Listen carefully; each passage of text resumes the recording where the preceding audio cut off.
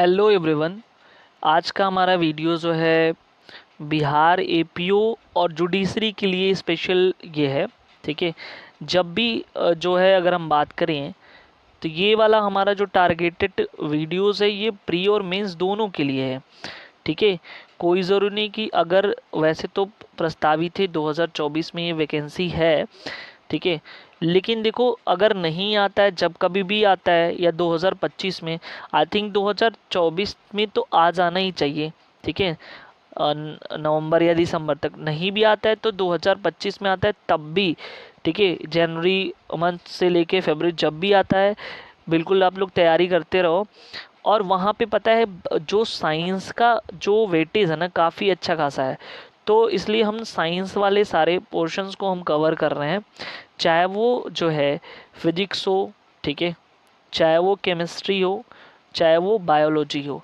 उसमें बायो का वेटेज सबसे ज़्यादा है, फिर केमिस्ट्री का है, देन फिजिक्स का है। ठीक है, तो हम जो भी एग्ज़ाम ओरिएंटेड जो भी चीज़ें हैं ना उसको हम डिस्कस कर रहे हैं। तो एग्ज़ाम ओरिएंटेड जो कुछ भी होगा उन सारी चीज़ों को हम अच्छे से जो है देख रहे हैं। तो और ना हो तो आप वीडियोस को देखो, उसके बाद प्रीवियस ईयर के क्वेश्चन पेपर जाके सॉल्व करो। ऑटोमेटिक पता चल जाए कि हम किस लेवल के क्वेश्चन को या टॉपिक को करा रहे हैं, जो काफ़ी ज़्यादा हेल्पफुल है। ठीक है, चलो बिना किसी देरी के हम जो है स्टार्ट करते हैं। आज का हमारा जो लेक्चर है वो सर्कुलेटरी सिस्टम के बारे में है। ठीक है, यहाँ से क्वेश्चन अच्छे खासे आते हैं, तो इसको ध्यान से देखना है। सर्कुलेटरी सिस्टम जिसे हिंदी में हम लोग क्या बोलते हैं, परिवहन तंत्र। अच्छा एक और बात बता दे, देखो सर्कुलेटरी सिस्टम को जो है हम लोग जो है ट्रांसपोर्टेटरी सिस्टम भी कहते हैं। देखो हिंदी वाले बिल्कुल घबराना नहीं है। ठीक है, हम हिंदी में भी डिस्कस करते चलेंगे, याद रखना। देखो इसके दो नाम है, एक ट्रांसपोर्टेटरी सिस्टम या सर्कुलेटरी सिस्टम। हिंदी में इसे परिवहन तंत्र कहते हैं। तो इसमें पूरा का पूरा हम बात करेंगे ब्लड कैसे क्या है, कैसे जो है हार्ट कैसे काम चल करता है, तमाम चीज़ें हम डिस्कस करेंगे। तो वीडियो को लास्ट तक देखना है, अपने दोस्तों को शेयर करना ना भूलना है। ठीक है, तो चलिए देखिए सबसे पहले हम ब्लड की बात करते हैं। ठीक है, तो ब्लड की अगर हम बात करें तो ब्लड जो है ना एक तरह का फ्लूइड होता है। फ्लूइड बोले तो हमारे शरीर में जो है, देखो फ्लूइड क्या है, किसको हम बोलते हैं फ्लूइड, लिक्विड और गैस मटेरियल को ना हम फ्लूइड बोलते हैं। ठीक है, तो यहाँ पे हमारे बॉडीज़ में पता है लिक्विड है। ठीक है, तो लिक्विड जो फ्लो करता है ना उसको हम फ्लूइड कहते हैं। और ये क्या है, एक कंडक्टिंग टिश्यू या कनेक्टिव टिश्यू भी कह सकते हो। एक संयोजिक ऊतक है जिसे तरल संयोजिक ऊतक कहते हैं। ठीक है, अब देखो यहाँ पे इसकी जो पीएच वैल्यू है ना वो कैसा है, 7.4 है। अब ये याद रखना कैसा हो गया, जब 7.4 हो जाएगा तो क्षारीय माध्यम हो जाएगा। ठीक है, 7 से ज़्यादा है ना इसलिए क्षारीय माध्यम है। अब देखो इसका यही रीज़न है कि ये क्या करता है, आसानी से जो है ऑक्सीजन को हीमोग्लोबिन से जोड़ने का काम करता है। ठीक है, तो ये आपको बिल्कुल याद होना चाहिए। अब देखो यहाँ पे ना एक स्टडी या ब्लड की बात कर रहा है, यानी कि ब्लड के बारे में स्टडी करना क्या कहलाता है, वो कहलाता है हीमेटोलॉजी। ठीक है, ये मोस्ट इम्पोर्टेंट है भाई, ये बिल्कुल याद रखना, रट जाना। स्टडी ऑफ ब्लड क्या कहलाता है, हीमेटोलॉजी कहलाता है। यहाँ पे आपको याद करना है पीएच वैल्यू कितनी है, ये कनेक्टिव टिश्यू है और एक ऐसा माध्यम है क्षारीय माध्यम है। तो 2-3 पॉइंट तो यहीं पे आपको मिल जाएगा। ठीक है, चलो नेक्स्ट पॉइंट हम देखते हैं नेक्स्ट स्लाइड पे। तो ये क्या है, एक और चीज़ यहाँ पे समझो, यह एक विषमांगी मिश्रण है। ठीक है, कैसा मिश्रण है, विषमांगी, हेट्रोजीनियस मिक्सचर इसको बोलते हो। ठीक है, ह्यूमन बॉडी ब्लड की बात करें तो ये चीज़ याद रखना, 5 से 6 लीटर जो है पूरे शरीर में ब्लड होता है। जो मानव शरीर के टोटल ब्लड का कितना होता है, 7% होता है।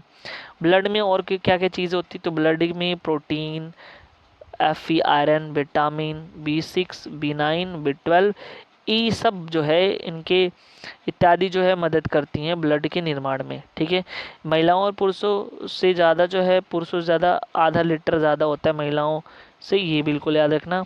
और 1 लीटर ब्लड कम पाया जाता है महिलाओं में। ठीक है, मेन जो ऑर्गन होता है ना सर्कुलेटरी सिस्टम का वो हार्ट होता है, ये भी आपको पता होना चाहिए। ठीक है। अब थोड़ी सी बात कर लेते हैं यहाँ पे कंपोजिशन ऑफ ब्लड की। ठीक है, देखो ब्लड की कंपोजिशन की हम बात करें ना तो दो, एक लिक्विड पार्ट होता है, दूसरा जो है सॉलिड पार्ट होता है। ठीक है, दो पार्ट होते हैं, लिक्विड पार्ट और सॉलिड पार्ट। अब एक चीज़ ध्यान से देखो यहाँ पे, जो लिक्विड पार्ट होता है ना वो कितना होता है, वो होता है 55%। जो सॉलिड पार्ट होता है वो होता है 45%। ठीक है, इसमें आ जाता है तुम्हारा क्या, लिक्विड पार्ट में आ जाता है प्लाज्मा। इसमें तीन आते हैं, एक आरबीसी, दूसरा डब्ल्यूबीसी, तीसरा प्लेटलेट्स। तो इसमें तीन आ जाएंगे। यहाँ पे इम्पोर्टेंट ये हो जाता है कि ये एरिथ्रोसाइट, इसको हम बायोलॉजी के टर्म में आरबीसी को जानते हैं, ल्यूकोसाइट इसको हम जानते हैं किसके टर्म में, बायोलॉजी के टर्म में डब्ल्यूबीसी को, और थ्रोम्बोसाइट जानते हैं किसको, प्लेटलेट्स को। ठीक है, ये बिल्कुल याद रखना। अब देखो यहाँ पे जो एरिथ्रो है ना, दो वर्ड्स मिले, एरिथ्रो का मतलब होता है रेड, ठीक है, और साइट्स का मतलब होता है सेल, ये आपको याद रहना चाहिए। यानी कि रेड ब्लड सेल, ये हो गया रेड ब्लड सेल। अब रेड ब्लड जो सेल होता है ये इसी को तो आरबीसी को तो कहते हैं, याद रखना। और ये जो रेड ब्लड होता है वो किसके वजह से होता है, हीमोग्लोबिन के वजह से। यहाँ पे हीमो जो है, हीमो आयरन को Fe को कनेक्ट करता है, ग्लोबिन एक तरह का प्रोटीन होता है। ठीक है, याद रखना। अब यहाँ पे बात कर लेते हैं वाइट, ठीक है, वाइट और ये सेल। तो ल्यूकोसाइट में वाइट सेल होता है। देखो थ्रोम्बो का मतलब होता है ना, थ्रोम्बो का मतलब होता है क्लॉटिंग ऑफ ब्लड। तो बिल्कुल यहाँ पे जो चीज़ है ना, याद करने वाली बात ये है, ये ल्यूकोसाइट और ये चीज़ें। ठीक है, अब देखो प्लाज्मा के बारे में हम बात कर लेते हैं। यहाँ से मोस्ट इम्पोर्टेंट क्वेश्चन बनने वाला है। ठीक है, प्लाज्मा में क्या है, तो कह रहे स्टडी ऑफ प्लाज्मा क्या होता है, इसको बोलते हैं सेरेलॉजी। स्टडी ऑफ प्लाज्मा क्या है, सेरेलॉजी है। तो ये आपको याद होना चाहिए। ठीक है, 90% जो है इसमें वाटर है और 7% क्या है, प्रोटीन है। ठीक है, येलो कलर का ये होता है। क्यों येलो कलर का होता है, क्योंकि इसमें जो एक तरह के पिगमेंट मौजूद थे जिसको बोलते हैं बिलीरुबिन पिगमेंट। 2 से 3% जो है यहाँ पे और भी सब्सटेंसेस में जैसे मिनरल वगैरह जो है मिले रहते हैं।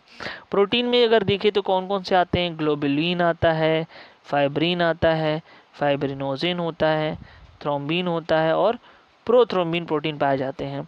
ग्लोबुलिन का काम है इम्यून सिस्टम का निर्माण करना, ठीक है, ताकि हमारी इम्यूनिटी जो है बढ़ी रहे। फाइब्रिनोजिन मेनली काम इसका ब्लड क्लॉटिंग में हेल्प करना होता है, ये आपको याद होना चाहिए।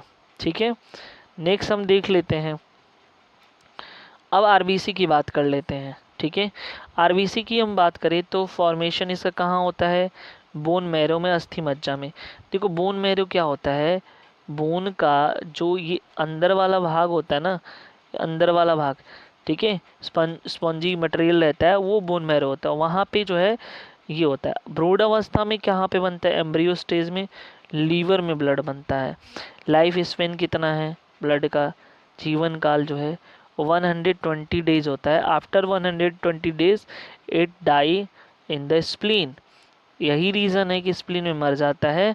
स्प्लीन को जो है हम लोग ग्रेवयार्ड ऑफ द आरबीसी कहते हैं। चूँकि वहाँ पे इकट्ठा भी होता है, सारा ब्लड जो है ना इकट्ठा होता है, इसलिए स्प्लीन को ही हम ब्लड बैंक भी कहते हैं। तो ये क्वेश्चन यहाँ से आता है और काफ़ी ज़्यादा इम्पोर्टेंट भी है। ब्लड बैंक जब भी पूछे आप आरबीसी तो स्प्लीन बताओगे। जब भी ग्रेवयार्ड का मतलब होता है कब्रिस्तान, ठीक है, तो कब्रिस्तान क्या है आरबीसी का, तो वो भी स्प्लीन है, याद रखना।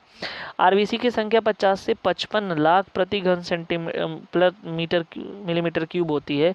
और ये इम्पोर्टेंट है, आरबीसी डब्ल्यूबीसी और प्लेटलेट्स का जो अनुपात होता है 600:1:47 होता है।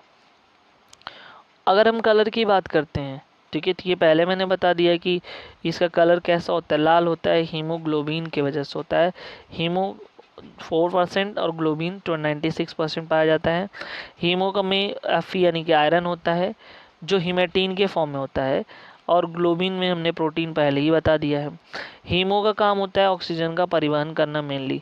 हीमोग्लोबिन में जब जैसे ही CO कार्बन मोनोऑक्साइड मिल जाता है तो इसके वजह से जो है मानव की मृत्यु हो जाती है, सफोकेशन होने लगता है।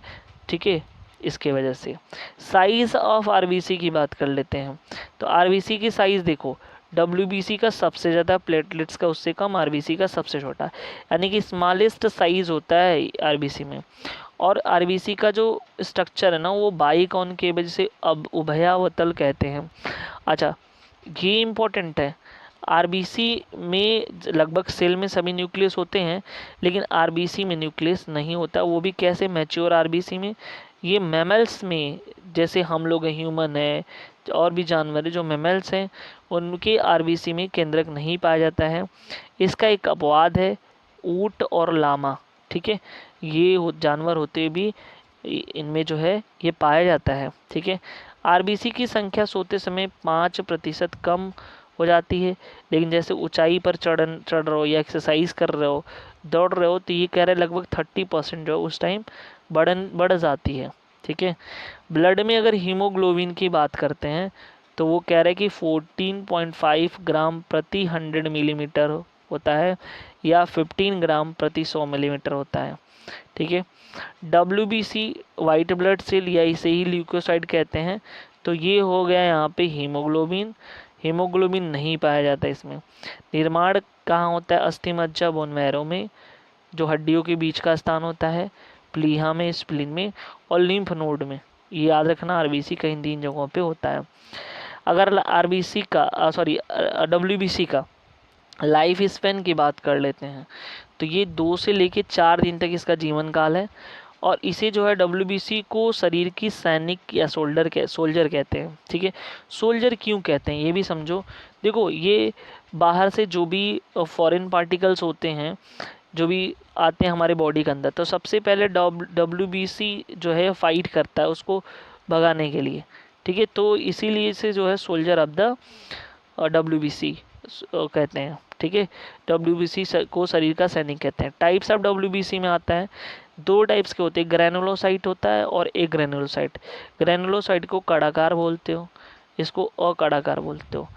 अब इसमें भी 3 होते हैं, न्यूट्रोफिल्स हो गया, एसिडोफिल्स हो गया और बेसोफिल्स हो गया। ये देखो, न्यूट्रोफिल जीवाणु से सुरक्षा करता है, एसिडोफिल वायरस और प्रोटोजोआ से सुरक्षा करता है, बेसोफिल्स इंपॉर्टेंट है, एलर्जी से सुरक्षा करता है और सबसे कम मात्रा में पाया भी जाता है।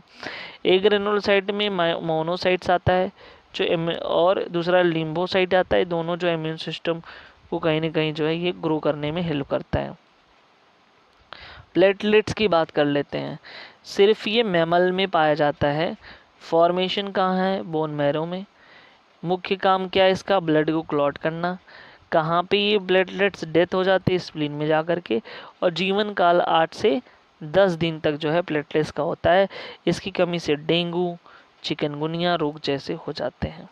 ठीक है, ये बिल्कुल जो है अपने दिमाग में रख लेना कैसे क्या है। ब्लड क्लॉटिंग की बात करते हो, ब्लड क्लॉटिंग में इम्पोर्टेंट क्या चीज़ें होती हैं? यहाँ पे देखो, प्रोथ्रोम्बिन, Ca पे 2+ और प्लस थ्रोम्बोप्लास्टिन मिलेगा तो ये थ्रोम्बिन बनाएगा। थ्रोम्बिन फिर फाइब्रिनोजिन के साथ मिलकर के फाइब्रिन प्रोटीन बना लिया। फिर ये फाइब्रिन और प्लेटलेट्स RBC WC मिलकर के ब्लड को क्लॉट कर लेते हैं। ठीक है, तो ये बिल्कुल याद रखना। रक्त का थक्का जो जमता है वो विटामिन K की हेल्प से जमता है, ये भी आपको याद होना चाहिए। मानव शरीर में जो है एक हेपेरिन नामक प्रोटीन पाया जाता है। ठीक है, और वो क्या करता है? एंटी ब्लड क्लॉटिंग की तरह से काम करता है। ठीक है, प्रोटीन के कारण ब्लड क्लॉट नहीं होता है। देखो, शरीर के अंदर, ठीक है, शरीर के अंदर जो है अगर हिपेरिन एक्टिव रहता तो अंदर ही ब्लड को क्लॉट कर देता। ये तब एक्टिव होता है जब ब्लड बाहर निकलता है। ठीक है, तो सबका काम अलग अलग है, तो इसीलिए इसको एंटी ब्लड क्लॉटिंग के नाम से जानते हैं। ठीक है, तो नेक्स्ट डे हम ब्लड ग्रुप्स के बारे में डिस्कस करेंगे। अभी फ़िलहाल हमने जो है बेसिक इंट्रोडक्शंस, उसके बाद टाइप्स ऑफ ब्लड्स को हमने डिस्कस किया। आई थिंक ये वीडियोस आपको अच्छा लगा होगा, तो अपने दोस्तों को शेयर करना ना भूलें। और अगर इस चैनल में नए व्यूज़ हो तो सब्सक्राइब ज़रूर कर लें। ठीक है, थैंक यू सो मच।